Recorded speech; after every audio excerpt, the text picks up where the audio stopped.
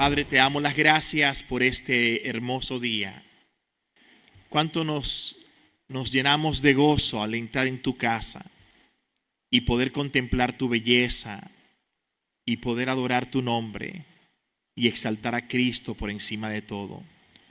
Señor, te suplicamos ahora que tú nos des tu bendición en esta mañana, y en especial queremos como iglesia interceder por la salud de Frances, especialmente por esta cirugía importante que ella estará sometiéndose. Bendice a los médicos, guíalos, y que cualquier cosa allí que ellos deban sanar y curar, oh Padre, que ellos puedan hacer un trabajo excelente y que la salud sea plenamente devuelta a nuestra querida Frances. Rogamos tu gracia y tu ayuda en estas cosas. También te suplicamos ahora, Padre, que tú abras nuestros oídos y ablande nuestros corazones para recibir tu verdad. Te rogamos que tu gracia nos enseñe hoy y seamos amonestados por tu palabra. En Cristo te lo pedimos. Amén y amén. Muchas gracias, hermanos. La Biblia habla de orando juntos unos por otros.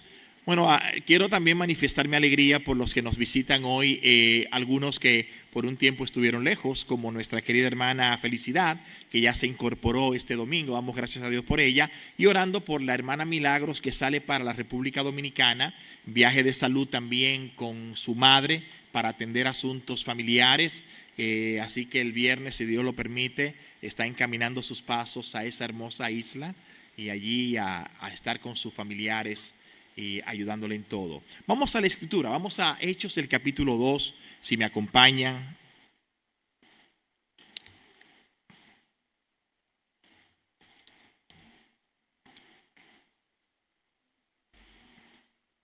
Vamos a leer un par de textos que aparecen en el capítulo 2 y al final del capítulo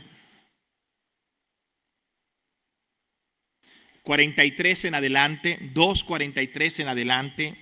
Saquen sus notas, saquen sus lápices. Me encanta ver cuando ustedes sacan sus hojitas para anotar y sus lápices para apuntar. Y yo aquí chequeando quién lo hace y no lo hace. No se asusten, pero saquen sus hojitas para poder marcar los textos importantes, los principios de vida. Mira lo que Lucas está diciendo en este pasaje, que es extraordinario. Esta experiencia que vivieron los hermanos del lo que algunos llaman la iglesia primitiva. Escucha esto. Verso 43. Y sobrevino temor a toda persona, y muchas maravillas y señales eran hechas por los apóstoles. Todos los que habían creído, y ese es un texto que usted tiene que tener marcado en rojo en su Biblia, estaban juntos y tenían en común todas las cosas, y vendían sus propiedades y sus bienes y los repartían a todos según la necesidad de cada uno. Y perseverando unánimes cada día en el templo, y partiendo el pan en las casas, comían juntos. Y dice allí, con alegría y sencillez de corazón, alabando a Dios y teniendo favor con todo el pueblo.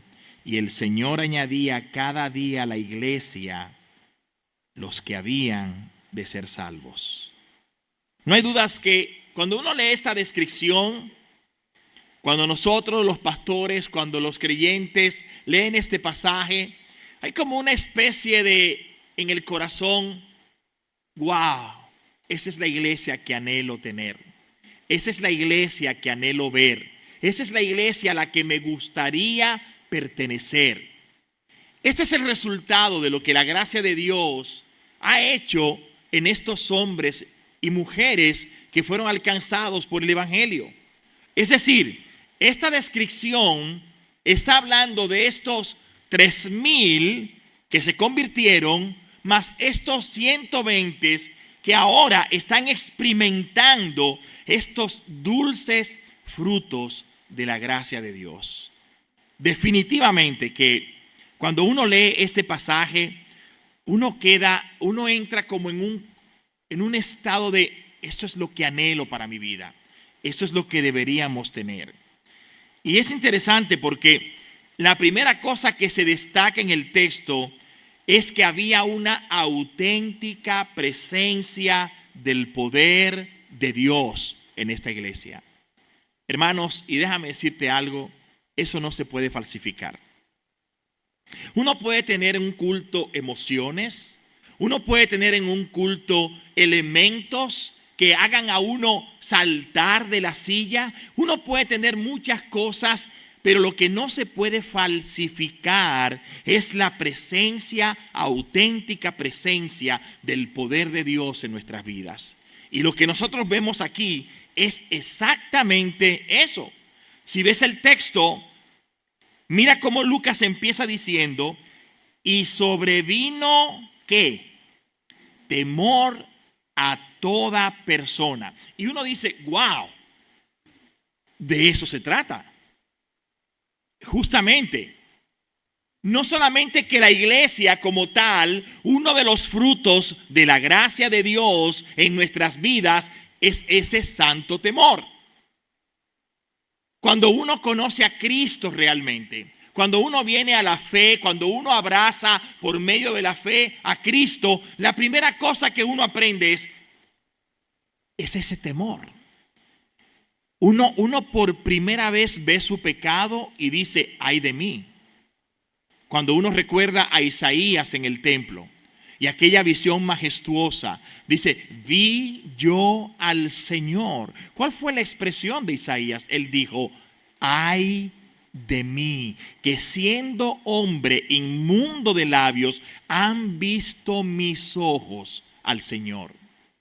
Es imposible para alguien que ha sido alcanzado por la gracia no experimentar este santo temor. Y uno se da cuenta de cuán osado fue uno en el pasado. Cómo uno pecaba y alteraba los mandamientos de Dios y ponía su boca contra el cielo y ofendía al Padre y vivía una vida como si nada hubiera pasado. Nos acostábamos muy tranquilos, sin pensar que estábamos literalmente pendientes de un gran precipicio donde pudiéramos eternamente perder nuestras almas. Pero ¿qué pasó cuando Cristo entró en tu alma? ¿Qué pasó cuando Cristo te alcanzó? Que empezaste a ver y a entender lo que significa temor. Y mira, nota que el texto dice: sobrevino temor a toda persona. Es decir, no solo a los santos, no solo a los que ahora, cuando piensan en Dios, cuando consideran a Dios, no lo consideran como un Dios fuerte, importante y grande, no, sino como el Todopoderoso a quien se debe temer. No, pero también el texto dice que fue a toda persona, porque aún los que estaban fuera de la iglesia quedaron sobrecogidos de temor. Así que este temor fue en dos direcciones. Uno, para edificar el corazón de los santos, y otro para mostrarles al pueblo cuán lejos estaban ellos de ese Dios que debía ser temido. Y esta evidencia del poder de Dios fue una de esas cosas que mostró al pueblo que lo que estaba sucediendo con la iglesia no era de origen humano. Ellos pudieron observar, dice, muchas maravillas y señales eran hechas por los apóstoles. Ahora, quiero diferenciar entre ese temor santo y el temor que el hombre común experimenta.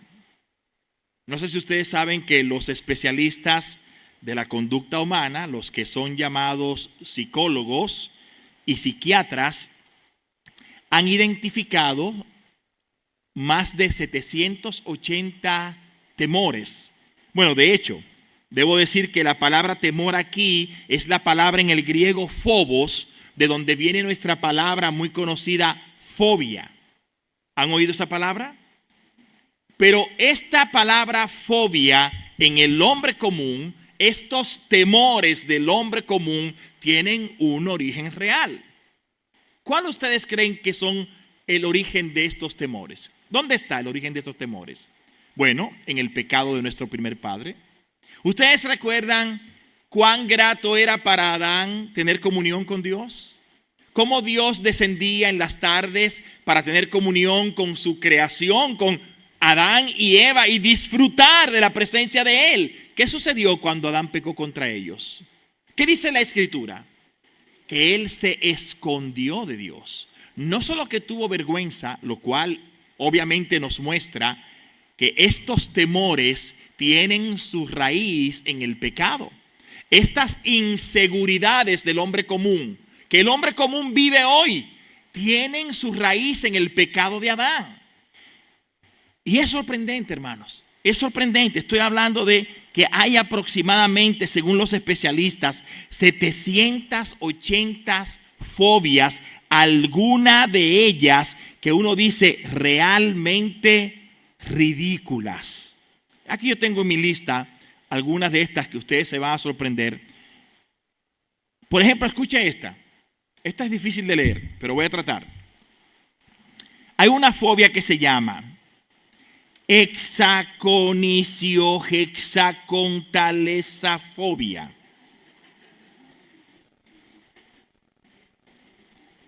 Eso no fue en ruso, ¿no? Eso se llama fobia al número 666. Bueno, usted dirá, no, bueno, cuando yo trabajaba para AT&T hace unos años atrás, vendiendo planes de larga distancia, ustedes no se recordarán porque algunos que nacieron hace un poco de tiempo no entenderán esto. La única compañía autorizada para hacer negocios en la Florida en cuanto a telefonía era Bell South. No sé si recuerdan. AT&T solo podía tener planes de larga distancia y no le permitía a Bell South usar las líneas de AT&T. O sea, es una locura. Así que nos dieron la comisión AT&T de ir a estos centros de ventas, Supermercado Presidente, por ejemplo, mi hermana y yo íbamos al Supermercado Presidente a vender planes para que la gente tuviera planes de larga distancia. Y el 6, ¿qué mes es el 6? ¿Es enero, febrero, marzo? Junio 6 del 96 estaba yo trabajando ese día en la tarde. Cuando entró una señora a llenar la aplicación, nota que en la fecha del contrato dice 6/6/96. Ahí habían ya 3/6. La señora, cuando iba a poner su firma en el contrato y vio la fecha, los 3/6 en el contrato, dio un salto para atrás, me miró, me clavó los ojos y me dijo, ese es el número del diablo y yo no lo voy a firmar. Perdí una venta. Ahí perdí una venta. Esa fobia exagerada al 666 tiene ese nombre. Pero hay otras cosas como por ejemplo la xantofobia con X, miedo al color amarillo. Oiga esta, turofobia, miedo al queso. Somnifobia, miedo a dormir. Pero no sé si notas qué difícil debe ser para una persona que tenga temor de cerrar sus ojos y dormir. ¿Ustedes se imaginan el tormento de la vida de una persona que está extremadamente cansada, pero tiene miedo a dormir? Todas estas inseguridades son fruto del pecado. ¿Sabe lo que la Escritura dice cuando habla de Cristo como la mayor expresión del amor de Dios? Que el que ama echa fuera el temor. El verdadero amor echa fuera el temor. Ahora la pregunta es, ¿cómo distinguimos esta fobia entonces de este temor del cual la Biblia habla? Bueno, porque la primera, la que es obviamente el resultado de nuestro pecado, es una fobia destructiva. La otra y exclusiva, es decir, te mantiene alejado de Dios. La otra fobia, asombrosamente, es constructiva y te acerca a Dios. Cuando sientes ese respeto hacia Dios, ese santo temor, cuando tú te acercas a Él sabiendo que no te estás acercando a alguien como tú, que Él es el 3 veces santo, al igual que le pasó a Isaías, reconoces tu pecado, recibes su redención y entonces entiende lo que la Escritura enseña. Entiendes que Él es digno de ser temido. Hermanos, ¿y cuál es el problema cuando no le temes a Dios? ¿Cuál es el problema? Obviamente, si no le temes a Dios, ¿qué te va a detener? Puedes tener los hábitos formados por la costumbre, ¿verdad? Hoy es domingo. ¿Qué se hace el domingo en la mañana? Voy a la iglesia, ¿verdad? Así que vienes a la iglesia. Me voy a acostar. ¿Cuál es la costumbre? Leer la Biblia antes de dormir. Pero ¿qué pasa si esas cosas se hacen sin el debido temor a Dios? Que se convierten en un arma de doble filo, porque entonces en vez de tener verdadera adoración, lo que tenemos es verdadero legalismo. Yo hago estas cosas por costumbre, pero no significan nada en mi vida. Y es el peligro que nosotros corremos cuando nosotros vivimos nuestras vidas sin experimentar ese santo temor de Dios. Alguien dice, bueno, eso es común para los demás creyentes. Yo imagino que los líderes y los pastores deben ser gente muy temerosa de Dios. Bueno, si ves conmigo el libro de Malaquías, y te quiero invitar allí por un minuto para que veas conmigo este pasaje.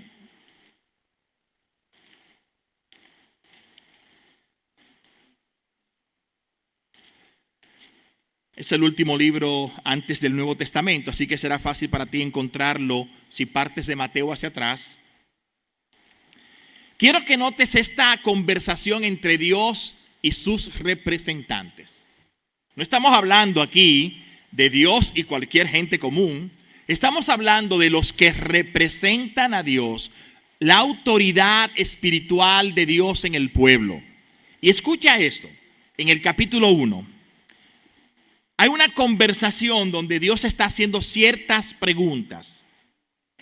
Y empieza Dios diciendo en el verso 6.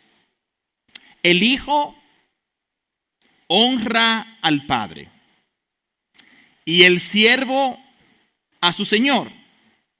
Si pues soy yo Padre, esa es la pregunta que Dios hace, ¿dónde está mi honra? Y si soy Señor, ¿dónde está mi temor? Dice quién, ¿ves el texto? ¿Quién lo dice? Dice Jehová. ¿Quién es el que conoce los corazones? Hermanos, el hombre puede ser engañado. El gran problema con la hipocresía es que uno solo puede verlo de afuera. Cuando en Israel los fariseos se vestían con sus vestiduras especiales, la impresión que te daba al verlos, al hablar, al oírlos orar, estos hombres de verdad que son santos. Pero ¿quién los descubrió? ¿Cristo? ¿Qué fue lo que Cristo dijo de ellos? Que eran sepulcros blanqueados, que eran una generación de víboras, porque tenían todo lo exterior, toda la apariencia externa, la pintura externa, pero que internamente estaban llenos de podredumbre. Y es exactamente lo que Cristo está mostrándonos hoy en su palabra, y especialmente lo que Dios está queriendo que abramos nuestros ojos.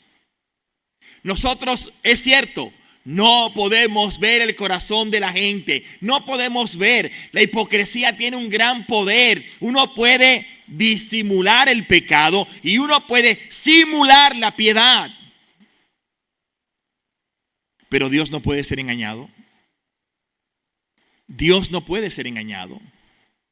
O no olvides que si tú y yo estuviéramos en el episodio de Caín y Abel adorando como observadores, ¿no? Tú y yo, viene Caín y se postra ante Dios. Viene Abel y se postra ante Dios. Y tú dices, ¿cuál es la diferencia? Mira, ambos están adorando a Dios. Pero ¿quién descubrió lo que había en cada corazón? Dios no puede ser burlado. Dios no puede ser engañado. Dios le dijo a Caín, ¿por qué tu rostro está tan desmejorado? ¿Por qué estás tan enojado? ¿De quién fue que Dios aceptó la ofrenda? ¿Por la ofrenda o por el corazón? Por el estado del corazón. ¿Recuerda al publicano que entró a adorar al templo? ¿Y recuerda a aquel fariseo que entró a adorar al templo? Si usted y yo estuviéramos viendo esa escena, no hubiéramos podido establecer ninguna diferencia. Pero ¿puede Dios ser burlado? Absolutamente no. Por eso es que el texto de Malaquías hace énfasis en un aspecto, en lo que se refiere al temor. Esto está relacionado con una cualidad, con un atributo de Dios, con una posición que Dios tiene.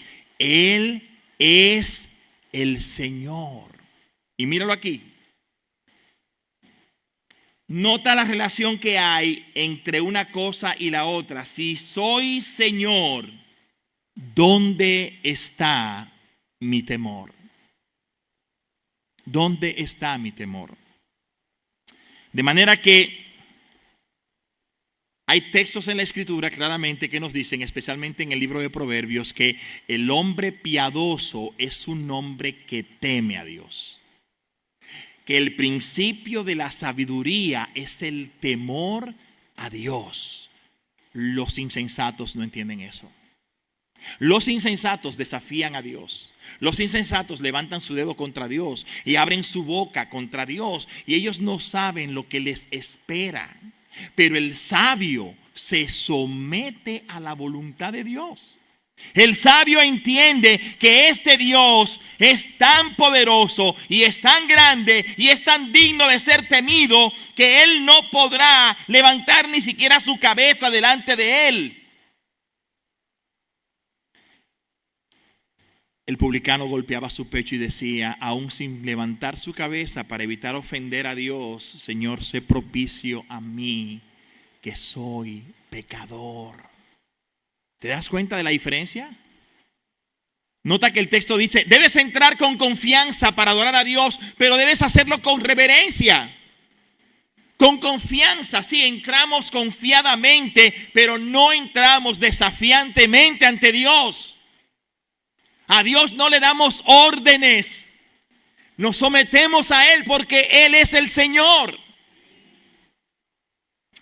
Y usted oye a estos hombres. Te ordeno, Dios, que hagas tal cosa. Decreto que Dios hace esto y aquello. Algo que leí esta semana en el Facebook que me dejó un poco espantado de todas las cosas tontas que se dicen. Es que cuando Dios tiene una bendición para ti, eso fue lo que escuché. Esa bendición es exclusiva para ti porque a nadie más le va a servir, solo a ti te va a servir. Es decir, que Dios es como si fuera una de esas cajitas donde hay peluches y usted mete moneditas y trata de sacar el peluche que a usted le gusta. Entonces Dios tiene cositas especiales para cada uno de nosotros. Como si Dios fuera una especie de que da regalos. Y nosotros podemos manipularlo. ¿Cómo manipulamos a Dios? Bueno, con una pequeña oración. Señor, mira, dame tal cosa.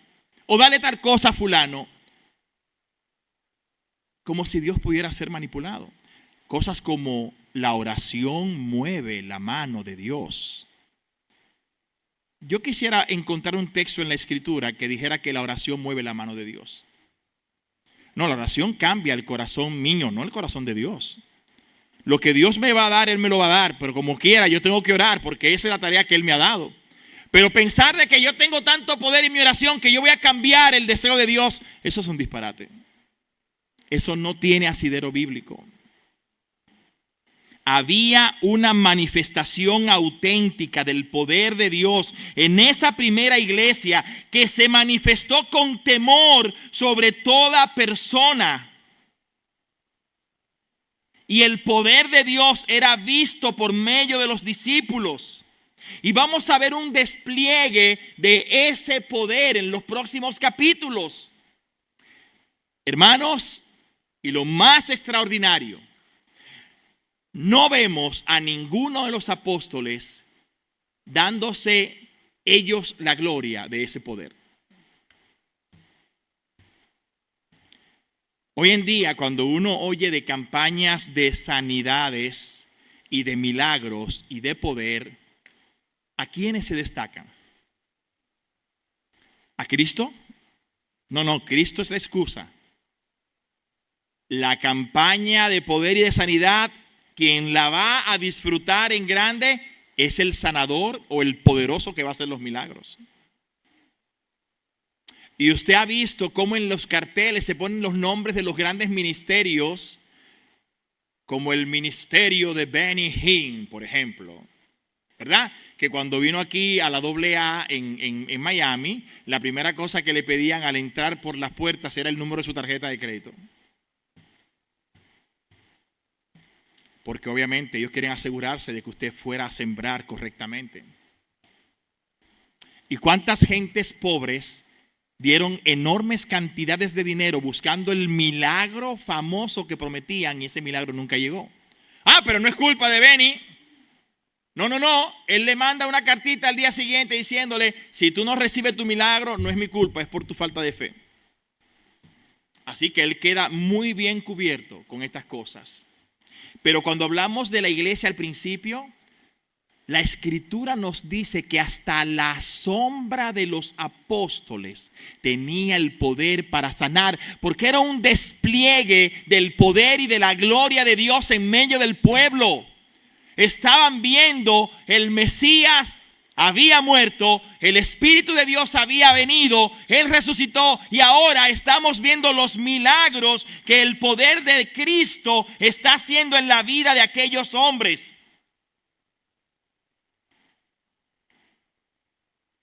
La segunda cosa interesante que veo allí y que se enfatiza nuevamente es la unidad en la iglesia. Hermanos, y esta unidad no es de origen humano, es de origen espiritual. Todos los que habían creído, 44 y 45, todos los que habían creído estaban juntos y tenían en común todas las cosas. Cuando yo me convertí al evangelio, yo creí que eso era verdad. Me fui a un campamento con un grupo de jóvenes. Al lado mío había sentado un muchacho que abrió una caja de galletas. Y yo dije, bueno, pero si somos hermanos en Cristo. Yo estaba en ese ambiente de que todos lo éramos iguales, de que todo le pertenece a todo el mundo. Y yo voy a meter mi mano en la caja de galletas y el tipo me dijo, ¿qué pasó? ¿Esas galletas son mías?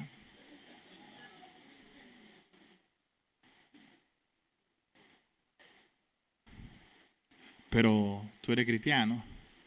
Sí. Y yo soy cristiano. Sí, pero esas galletas son mías. Yo puedo llegar hasta ahí con mi fe, pero de ahí para allá yo no puedo pasar. ¿Qué diferencia, no? ¿Ven la diferencia con esta iglesia? Ustedes saben que cuando nosotros venimos a América, en nuestros países, nosotros practicamos mucho la vida comunitaria, ¿cierto? Es decir, cuando llegan las fiestas o la Navidad, los vecinos se pasan por una ventana a la otra. Mira, esto fue lo que hice ayer, agarra ahí. Y el otro me trae una taza de café, incluso hasta con dinero. Cuando está llegando el fin del mes y no había plata, uno podía ir donde el vecino. Oye, ¿tú me puedes prestar unos chelitos ahí que estoy medio corto? Oh, sí, sí, no te preocupes. Pero cuando llegamos a América, el concepto de vivir en nuestros castillos, ¿verdad? Inexpugnable, donde no se puede traspasar esas barreras.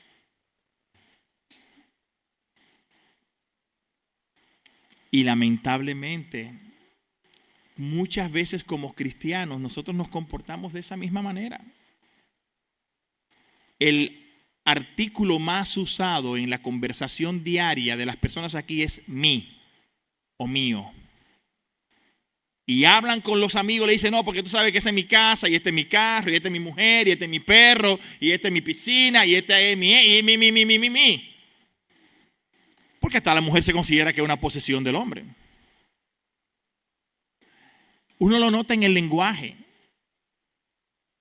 Pero cuando esta gente hablaba, esta gente no usaba mí, decía nuestro, nosotros. ¿Ves la diferencia? ¿Sabes cómo es la oración del Padre Nuestro? Padre nuestro, que estás en el cielo, porque algunos dicen mi Padre. No está mal que digas mi Padre, pero no es tu Padre solamente, es nuestro Padre, porque somos hermanos en Cristo. Y si yo voy a sufrir contigo, oye, también quiero disfrutar contigo. ¿Sabe que Pablo llama la atención sobre eso? Porque en algunas iglesias ciertamente se respetaba la posición de los líderes, de los pastores. Pero Pablo dice, si ellos nos dan lo espiritual, ¿es mucho que compartamos con ellos lo que no es espiritual? Es decir, se supone que yo debo identificarme con sus necesidades también. Noten qué interesante cuando las primeras iglesias del primer siglo y los primeros hermanos salieron en la dispersión por la persecución, las casas de los santos estaban abiertas para recibirlos. Y Juan es uno de ellos que recomienda y dice, y Santiago también, de cómo nosotros como creyentes debemos estar abiertos a recibir a los que salieron por causa del evangelio, dándole albergue y comida si es necesario, porque ellos han salido a causa de su fe. Pero ¿con qué facilidad dejamos entrar nosotros un extraño a nuestra casa? Aunque sea un creyente. Bueno, yo doy gracias al Señor. Esta iglesia siempre ha sido muy generosa. Y en la última ocasión lo pudimos probar con las hermanas que vinieron de Tampa. Algunas hermanas abrieron sus casas con mucha libertad. Y es una bendición ver eso, porque de eso se trata el pueblo de Dios. Se trata acerca de nosotros. Usted no puede estar todo el tiempo pensando solamente en usted y en sus necesidades. Usted tiene que mirar hacia afuera y ver la necesidad que los otros tienen. Y en este texto específico vemos a una iglesia que ha experimentado el poder de Dios comprometida con nosotros. Estaban juntos.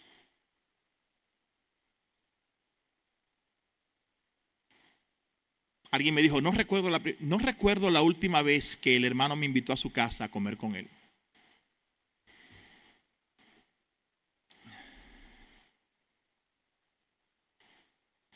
Pero cuando hay problemas, ahí sí queremos ayuda, ¿verdad?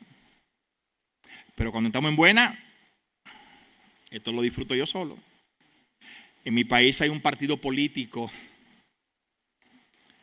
que algunos describieron con una palabra muy gráfica para hablar de ese deseo de solo vivir para ellos.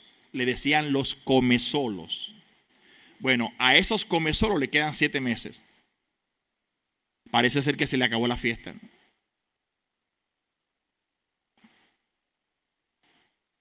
Tenían en común todas las cosas.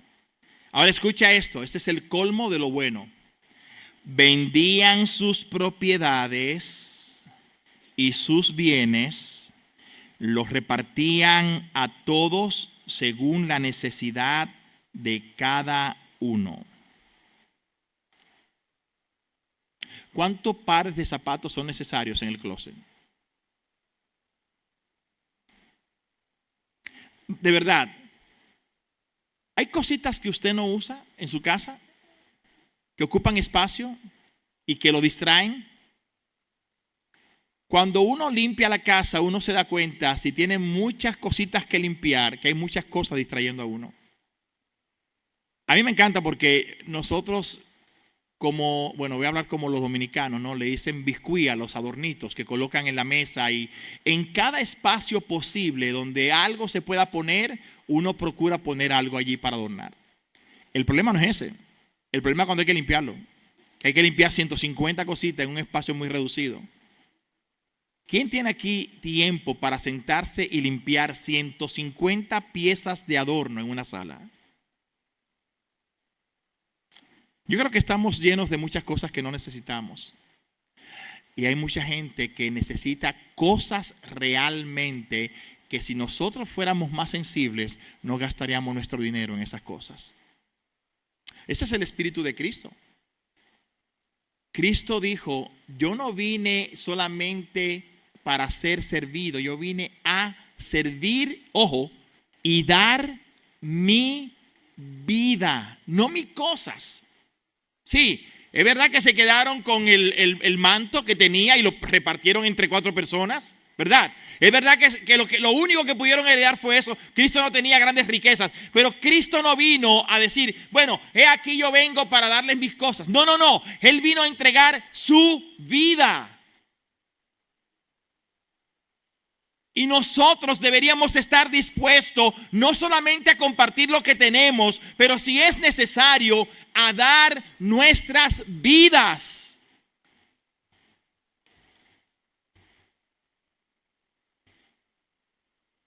Ahora, donde dan cosas, siempre están los que se aprovechan, ¿o no? El texto dice, tenían en común todas las cosas, vendían sus propiedades y sus bienes, ahora escucha, y los repartían entre todos con esta regla, según la necesidad de cada uno. Ahora, lo que yo observo, ¿queda comida aquí el domingo pasado o este domingo? ¿Verdad? ¿Queda alguna comidita allí? ¿Cuál es la fórmula que deberíamos aplicar en este caso? ¿Cuál sería la fórmula que deberíamos aplicar? Ayúdenme. Según el texto que hemos leído, ¿cuál es la fórmula que deberíamos aplicar si nos sobró comida? Por decir un detalle insignificante. Que deba ser repartida entre todos. Yo sé que algunos de ustedes dicen, a mí no me gusta ya comida para mi casa, porque a mí la comida que me gusta es la que yo hago. ¿Está bien? Eso lo respetamos, ¿verdad? Pero lo ideal es que si vamos a repartir lo que quedó, si no se va a donar para que los que no tienen comida lo puedan disfrutar en la calle, entonces lo vamos a repartir entre todos, ojo, y según la necesidad de cada uno. Pues yo le voy a confesar algo. Francamente, yo no tengo ninguna necesidad de llevarme comida a mi casa. Mírenme a mí. Yo me como toda la comida de mi casa. ¿O no? Es decir, yo no puedo decir que yo voy a estar allí en la fila esperando que acaben de repartir la comida.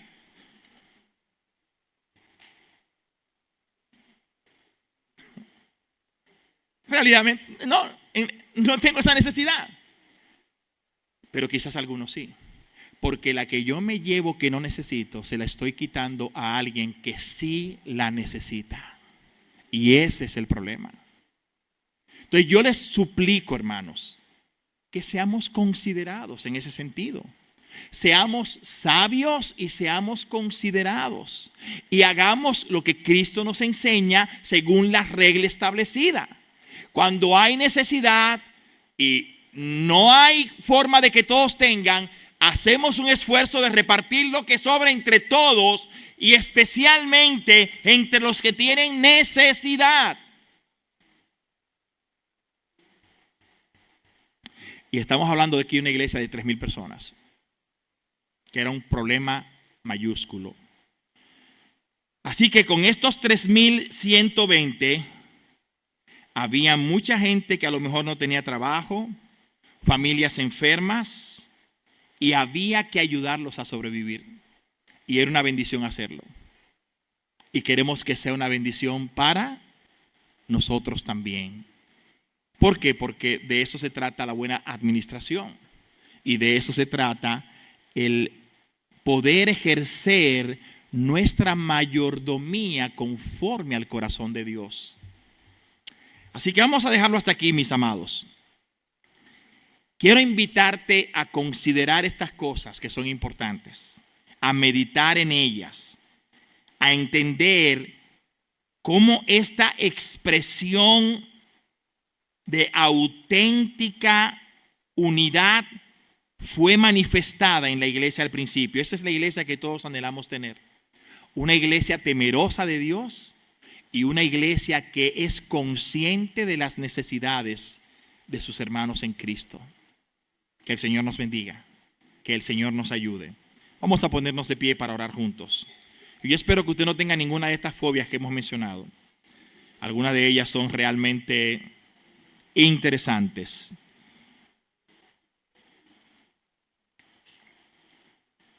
Demos gracias al Señor.